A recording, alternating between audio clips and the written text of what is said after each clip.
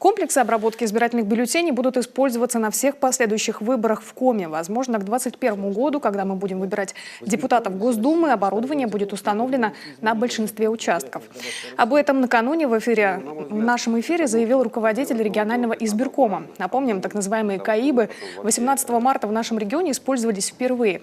Ими оснастили 19 участков Эжвинского района. В каждой участковой избирательной комиссии выбраны по 2 оператора из членов комиссии с правом решающего голоса, которые прошли обучение и получили сертификат. Избиратели и наблюдатели отнеслись к новинке положительно. Действительно, за комплексами обработки избирательных бюллетеней будущее. Вот можно посмотреть видеотрансляцию с избирательных участков Эжвинского района.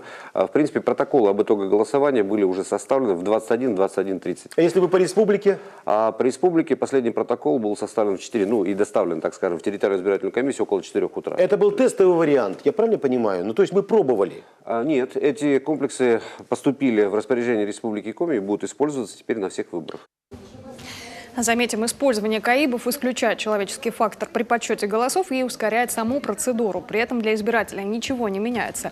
Он получает привычный бюллетень, голосует в специальной кабинке, но опускает лист в урну, оснащенную считывающим устройством.